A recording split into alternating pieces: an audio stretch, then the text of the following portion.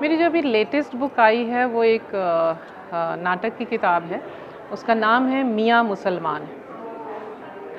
जैसा कि नाम से ही आप जानते हैं कि ये मियाँ मुसलमान बेसिकली मियाँ भी कहा जाता है मुसलमान को ही, और मुसलमान तो मुसलमान है ही। ये एक नाटक है जिसमें 3 डिकेड को, 3 जनरेशन को हमने इसमें दिखाया है।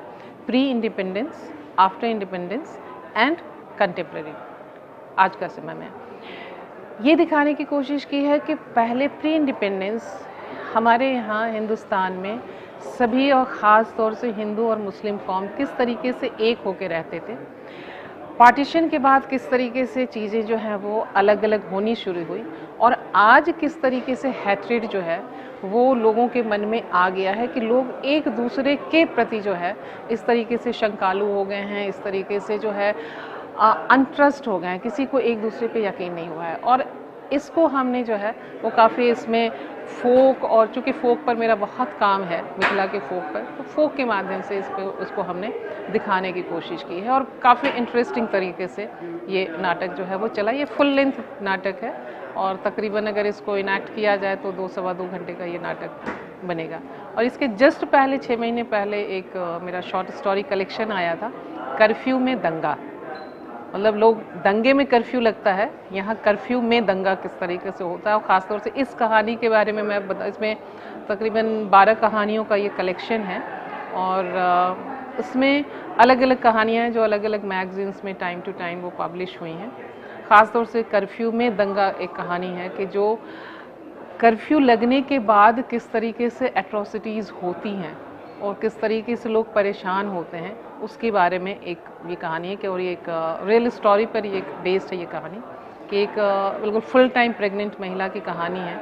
और उसे अचानक शहर में कर्फ्यू है, दंगे की वजह से कर्फ्यू है, और उस कर्फ्यू में जो है वो उसका वो लेबर पेन उसका शुरू होता है। And how she goes through she goes beyond all the traumatic situation from home to hospital. She wants to reach to hospital by the time बहुत पानी बरस रहा है, बहुत मौसम भी ख़राब है, और साथ साथ जिस भी जंक्शन पे जाती है उससे पुलिस वाले रोकते हैं। और हर जंक्शन पे वो अपनी एक एक चीज़ जो है, पैसे और फिर ऑर्नामेंट्स और निकालते हुए पहुंचती है। और सबसे लास्ट में जब वो हॉस्पिटल में भी पहुंचती है तो उसके पर्स में जो पैसे होते हैं वो भी हॉस्पिटल में जो है उसके निकाल लिए जाते हैं, और स्टेटमेंट दिया जाता है कि इसके पास केवल 500 रुपये थे, जबकि वो अच्छा खासा पैसे वगैरह लेके चली थी। तो ये जो है कि दंगे में कर्फ्यू तो होते रहते हैं, कि कर्फ्यू के समय इस तरीके से एक मानसिक दंगा है। तो ये बहुत बहुत अच्छा एक ये कलेक्शन है। नहीं, जो मेन कैरेक्टर है, जो मेन प्रोटैगनिस्ट है खान साहब, वो तो उस समय से ही हैं। अब उनके बच्चे हुए, पार्टीशन के समय वो बड़े हुए, उनके जो है जो 3rd जनरेशन, उनके बच्चे, अगर हम ये कहें कि खान साहब के नाती पोते, वो इस जनरेशन में। और इस जनरेशन की जो आज की जो बच्ची है, कि जहाँ आप बिल्कुल उस चीज़ को फील कर सकते हैं, वो लड़की बैठी हुई है, वो पढ़ना चाहती है, वो कुछ बनना चाहती है, लेकिन उसे सिचुएशन चारों तरफ से उसे ऐसा हेट्रेड मिलता है, उसे उसके सामने कहा जाता है, अरे इन लोगों को तो ऐसे ही मार के फेंक देना चाहिए, ये लोग तो और ऐसे करते हैं, ऐसे करते हैं। और इस तरीके की जो बातें होते होते, और अंत में उसे लगता है कि मेरी ये देश मेरा है, ये जगह मेरी है, और मैं इसमें कहाँ पर हूँ। और वहाँ से चीज़ें जो है वहाँ पर वो ख़त्म होती है, और फिर वो अपनी आइडेंटिटी तलाश करती है कि यस, मेरी आइडेंटिटी ये है और मैं इस आइडेंटिटी के साथ जीऊँगी। जो मेरी कौम है मैं उसके साथ जीऊँगी, वो मेरी आइडेंटिटी है। जो मेरी नेशनैलिटी है मैं उसके साथ जीऊँगी, और जो मेरी इंडिविजुअलिटी है उसके साथ में जीऊँगी। और वहाँ पे जा कर के ये नाटक ख़त्म होता है। इसका ज्योग्राफिकल लोकेशन मैंने बिहार को डाला, क्योंकि मैं बिहार से हूँ, तो वहाँ के फोक, और वहाँ इसमें जैसे होली का गीत है, तो मुझे होली दिखाना था कि किस तरीके से पहले, और जो मैंने अपनी आँखों से देखा है कि मेरे घर में ही मेरी माँ टीचर थी, और मेरे घर में माँ के स्कूल का जो प्यून थे, यूसुफ चाचा थे, वो हम लोग खुद जब छोटे थे तो हम लोग उनकी पूरी दाढ़ी रंग देते थे, रंग से हम रंग देते थे, हमारे बड़े भाई सब थे वो सब रंग देते थे, और वो भी उतने ही, जिसको कहते हैं ना कि वो उस होली के गीत में और वो सब में जो है वो जोगीजा सारा रारा करते करते जो है वो आगे बढ़ते थे। फिर जो हमने बहुत उसमें जो भी कैरेक्टर्स हमने डाले हैं बहुत रियलिस्टिक कैरेक्टर्स हैं। खान साहब इतने आदर्शवादी रहे हैं कि उन्होंने 2 बच्चों के बाद अपना ऑपरेशन करा लिया।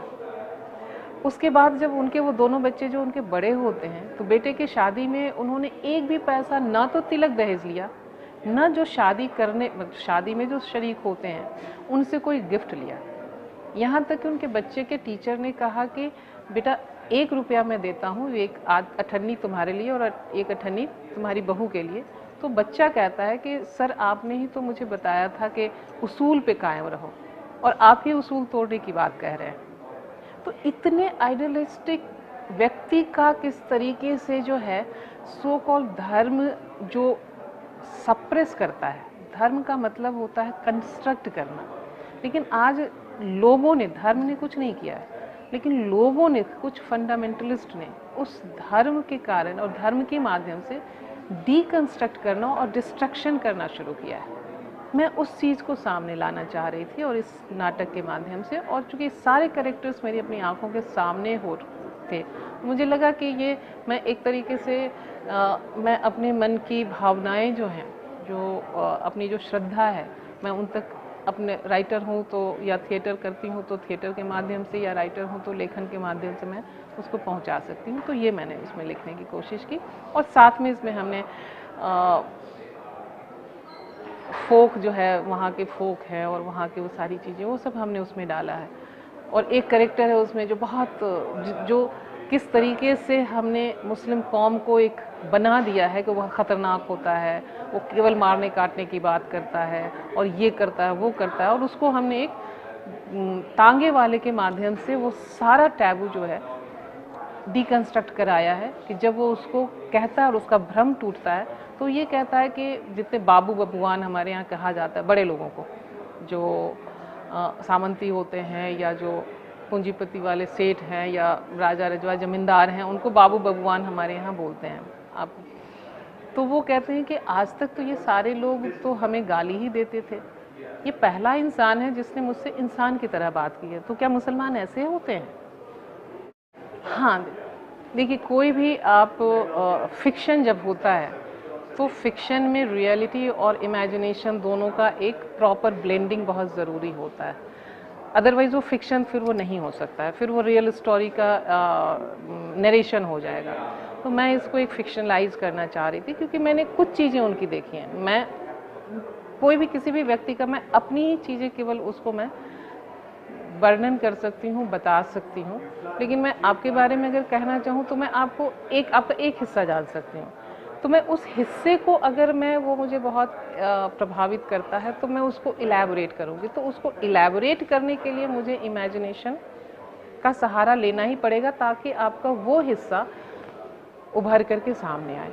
तो वो फिक्शन में वो होना ही होना है कि रियल लाइफ स्टोरी आप लेते हैं, रियल लाइफ कैरेक्टर आप लेते हैं और फिर उसको फिक्शनलाइज करते हैं और उसको थ्रू इमेजिन, जिससे कि जो जो जो जो भी आप या कहानी या नाटक लिख रहे हैं, एक तो उसकी अपनी जो उसका अपना कथ्य है और उसका जो शिल्प है वो सामने कंस्ट्रक्ट होकर के आए, और साथ ही साथ आप जो कहना चाहते हैं, बीइंग ए राइटर या बीइंग ए थिएटर पर्सन, आप जो कहना चाहते हैं वो सामने निकल करके आए। जी,